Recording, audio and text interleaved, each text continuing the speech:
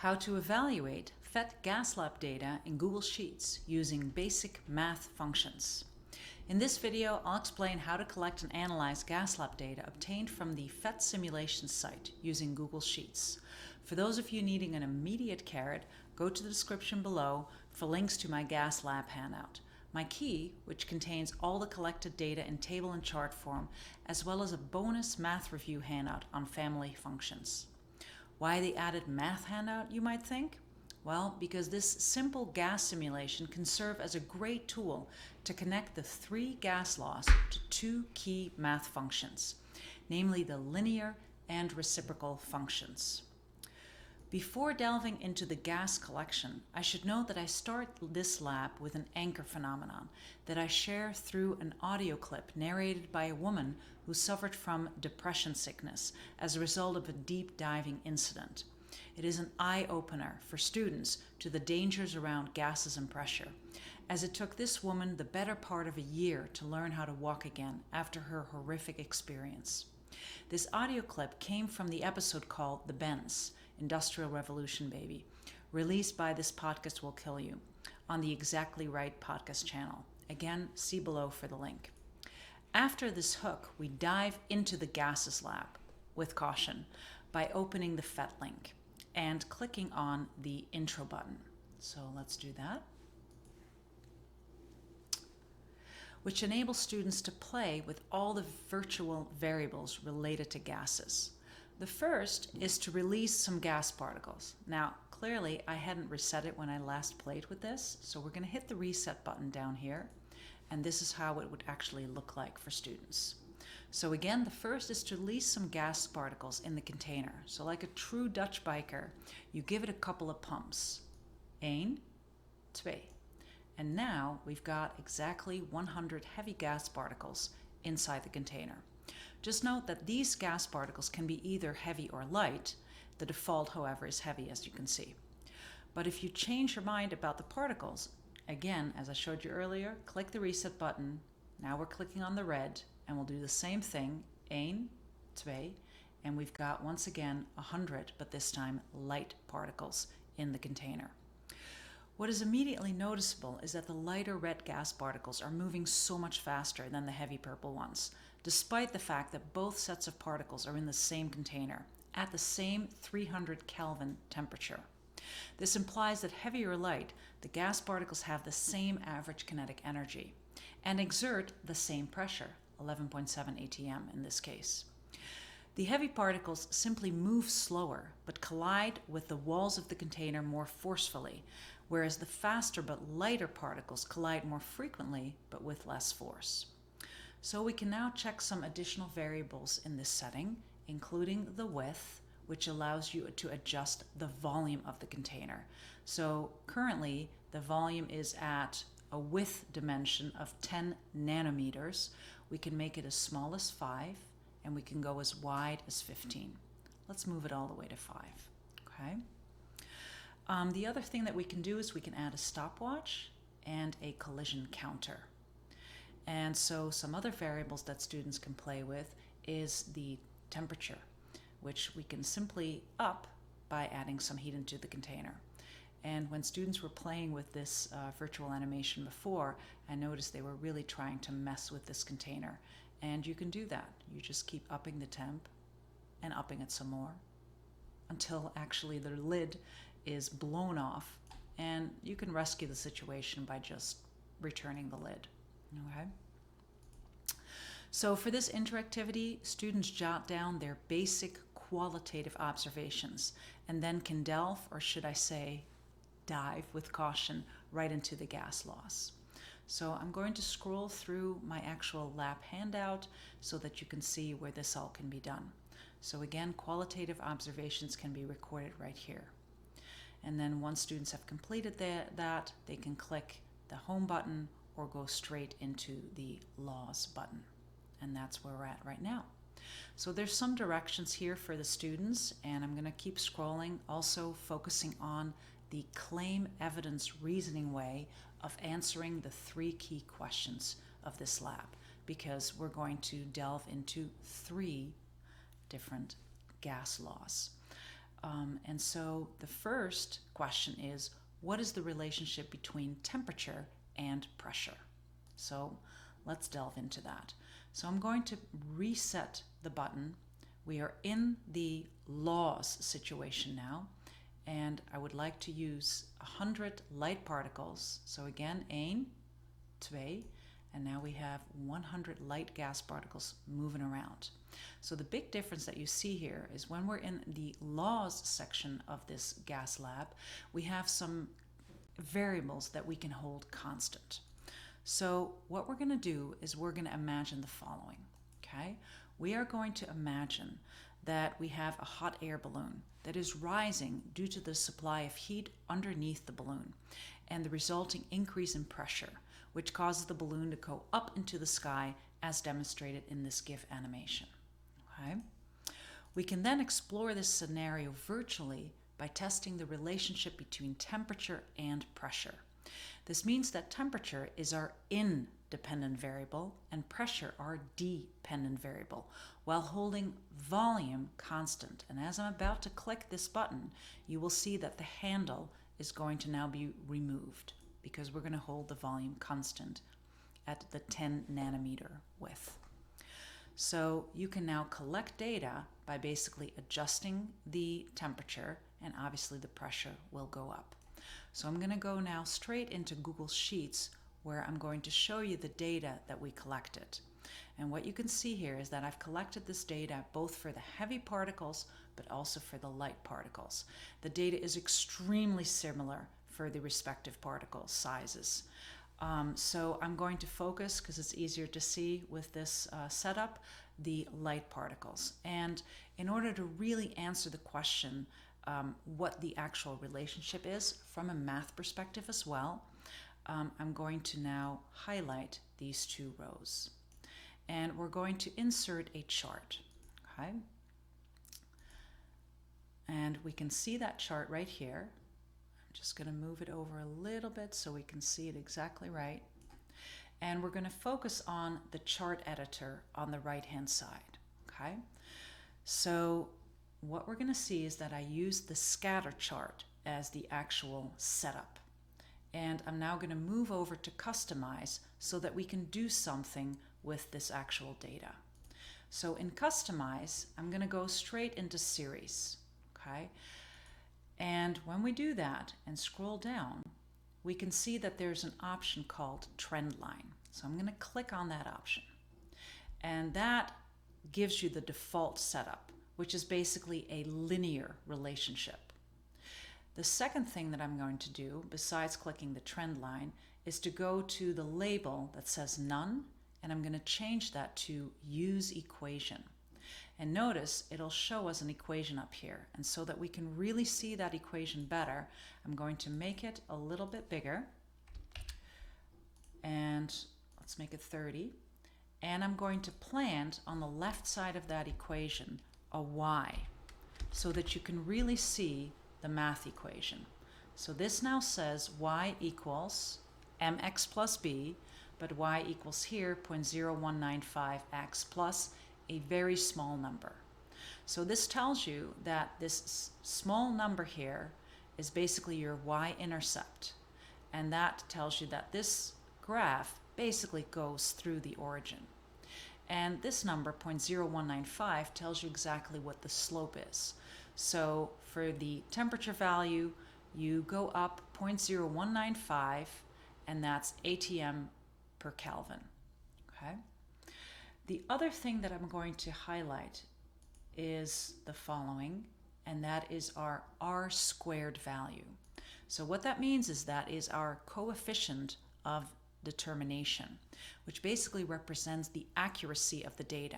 And the fact that it basically is equal to 1 in this case, it tells you that our data fits this linear regression curve. So using this simulation, we've now tested Gay-Lussac's law and obtained evidence that there is a direct relationship between temperature and pressure, as is evident from the linear graph. And looking at the math equation again, you can see that y-intercept being close to 0, and you can see the slope with the number value right in front of the x. And the y-intercept being 0 should really make sense because you've got no temperature at absolute 0 Kelvin. So the gas particles cannot be moving, and so you've got no pressure. Okay, so let's now take a look at the second gas law. So we're going to go back to the handout, and students should now be able to complete that first gas law, write down their claim, provide evidence by inserting their hyperlink chart, and I can actually model that real quick. Obviously, there are ways to adjust the title of the graph. You can double click in there. You can adjust the x-axis label, the y-axis label, but I'm going to leave that be for now. I'm going to copy that table, copy that chart, and put it straight in here. And as I'm pasting that in there, it actually gives us the choice to actually link to the original spreadsheet, which I've now done here. Okay. So I'm going to scroll further below. Obviously, the students can explain the reasoning, provide reasoning as to why that particular linear function makes sense.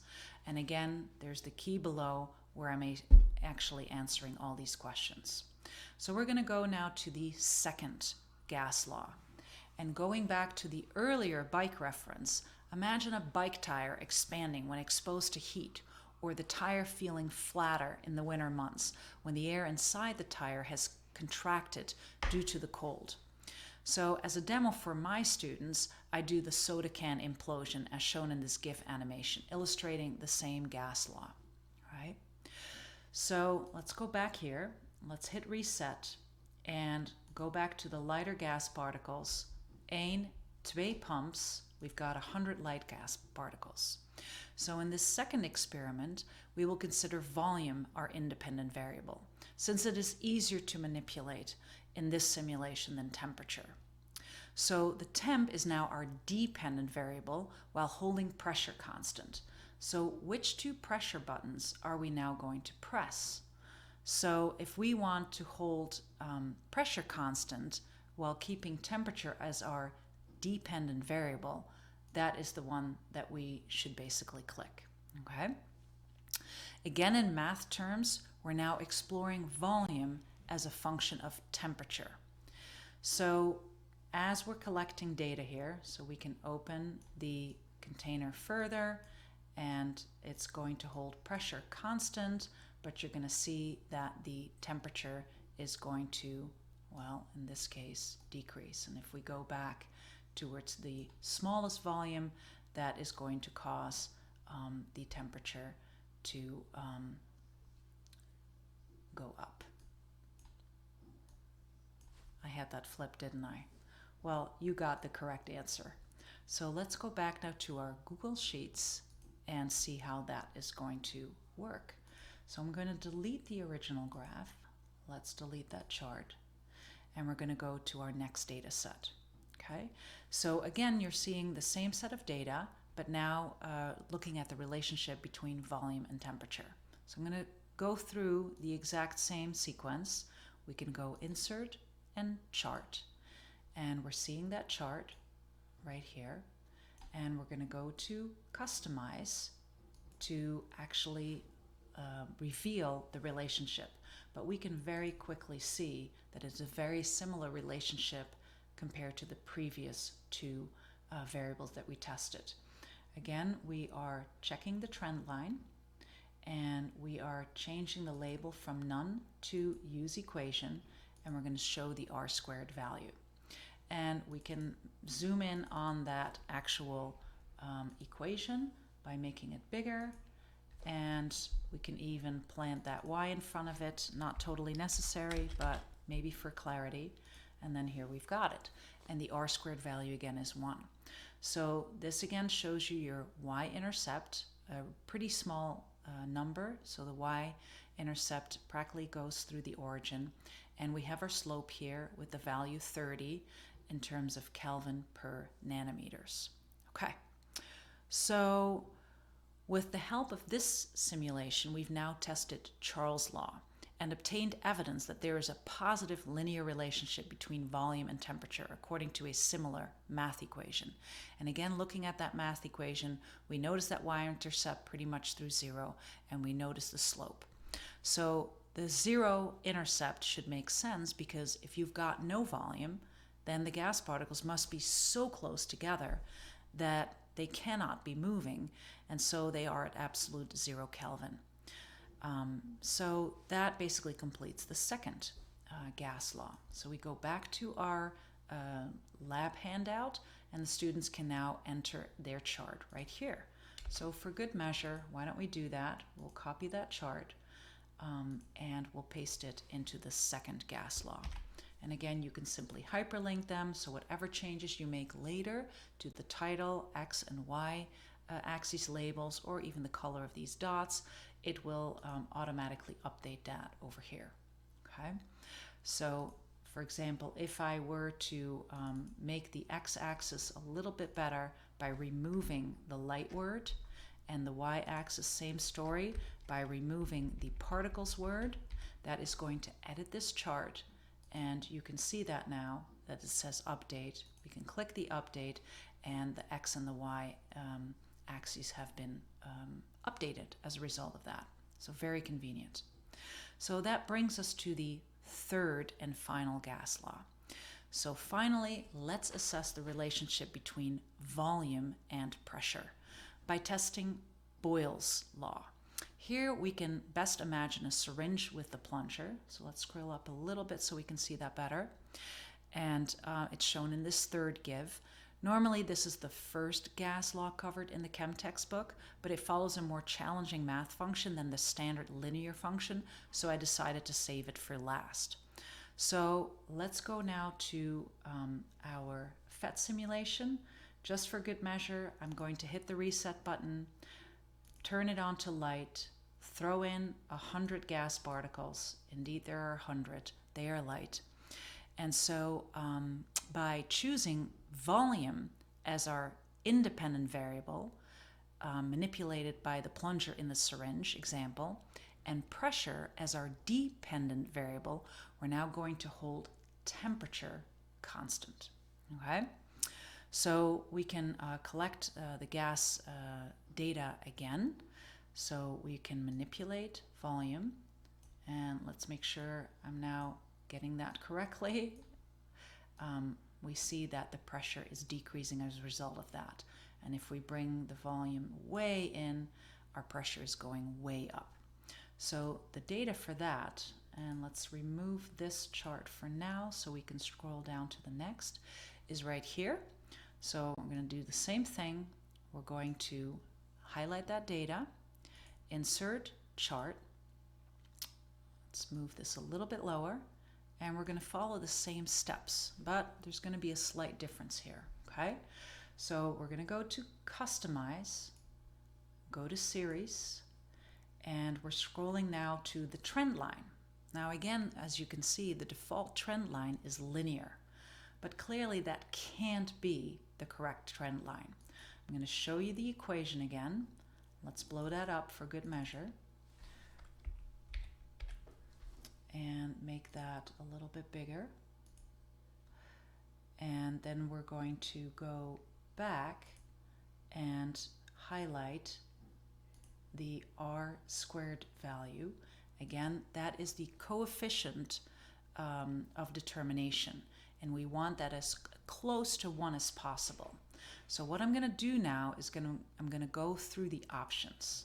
What is the best relationship between volume and pressure? As you squeeze in that plunger, we are pushing those gas particles closer together, so the pressure should go up. So that is, of course, an indirect relationship, but that relationship is not linear. So let's take a look. If we go to exponential, our r squared value is going up. Again, we're looking for it to be 1. Let's move on to polynomial, 0.992, logarithmic, 0.975, power series, that gives us a 1. So this is a reciprocal function, and this looks like it's the correct one. Okay, so now we observe instead that gas pressure, as I just said, is inversely proportional to volume, in line with a reciprocal function. The graph is shaped like a hyperbola with two asymptotes. So I'm going to show you that in the following graph here a little bit better. So two asymptotes. We have a vertical asymptote, one approaching the y-axis, and a horizontal asymptote, one approaching the x-axis. And the regression, as I just showed you, that best fits the data in Google Sheets is the one referred to as power series. Let's show that one more time. Okay. So, and again, the r-squared value for that one was exactly 1. So for each gas law, students have been writing a claim evidence reasoning statement for the respective gas question in the lab handout. And to complete the lab, let's scroll down below this question. To complete the lab, they're going to paste one of their 3 claim evidence reasoning statements that contains their favorite gas law into Google Keep. And they're going to make sure that they include a link from their Google Sheets into the note as well. So, and then they share that screenshot of their entire Google Keep note below. So if you go to one of my very recent videos, I'm going to explain the whole thing in that video on how to inspire students to take notes in Google Keep and how to exactly do that. So I do want to say that this lab was designed with the help of phenomenal math and science teachers as part of the professional learning team called Math Science Connections Through Labs, and sponsored by the New York State Master Teacher Program. So I hope that this lab inspires you to connect science to math concepts in your science classrooms. Bedankt voor het kijken en tot ziens. Thank you for watching and see you in the next video.